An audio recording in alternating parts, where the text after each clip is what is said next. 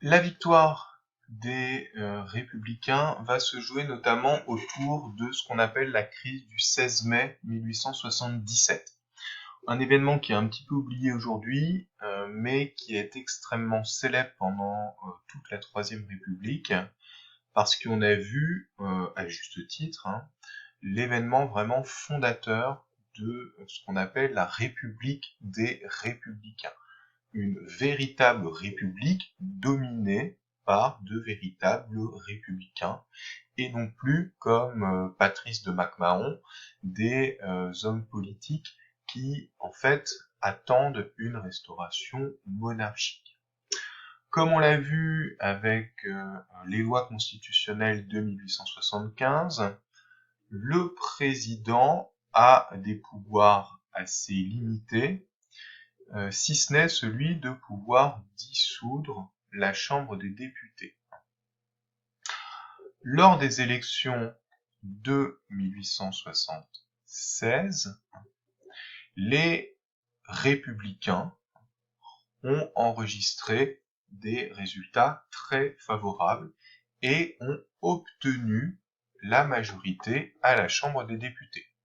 Donc vous voyez que les légitimistes, les orléanistes ont vu leur nombre de députés baisser de façon radicale, notamment parce que le comte de Chambord a refusé la restauration. Les bonapartistes ont eu un certain regain de popularité, mais c'est surtout la grande victoire de l'Union républicaine et de la gauche républicaine, c'est-à-dire ceux qui veulent l'installation d'une république de façon définitive, qui rejettent la restauration monarchique. À l'époque, la grande rupture politique, c'est être favorable à la République ou favorable à la monarchie. MacMahon n'est pas satisfait, évidemment, de cette situation. Le Sénat est majoritairement royaliste, le président MacMahon est royaliste, mais si la Chambre des députés est républicaine, une restauration devient impossible. En 1877, MacMahon va décider de dissoudre la Chambre des députés. C'est le seul exemple d'une dissolution lors de la Troisième République.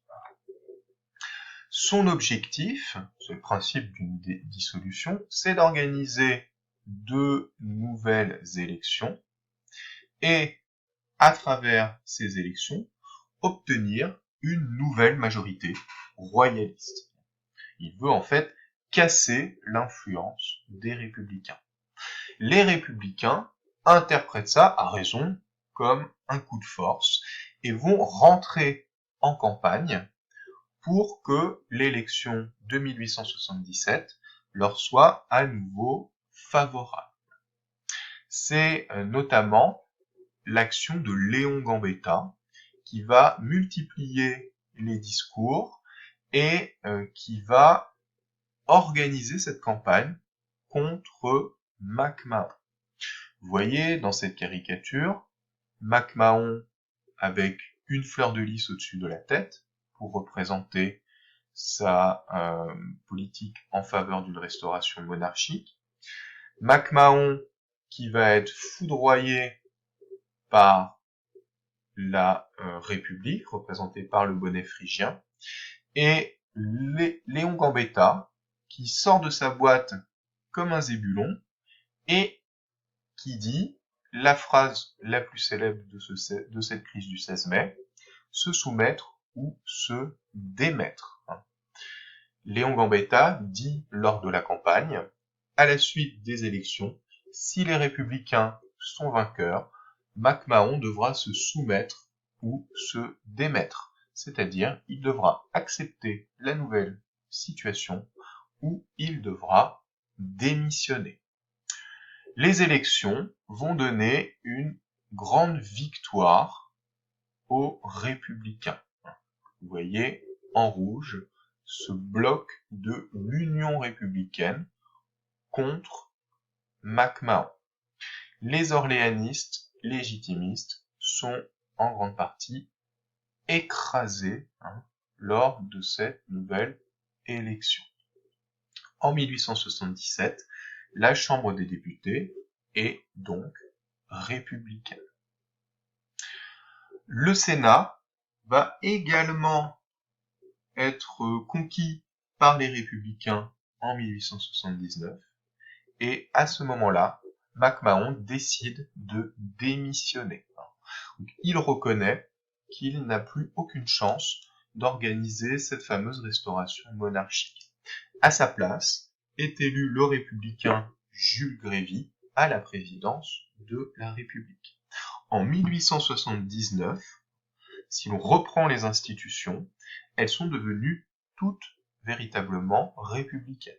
Jules Grévy est un républicain opposé à toute restauration monarchique. La Chambre des députés et le Sénat sont républicains. Alors comme on verra, il y aura des tendances très variées chez ces républicains, certains plus conservateurs que d'autres. Il y aura toujours des royalistes qui espèrent malgré tout une restauration, mais ces royalistes seront désormais très minoritaires et la restauration d'une monarchie sera particulièrement illusoire.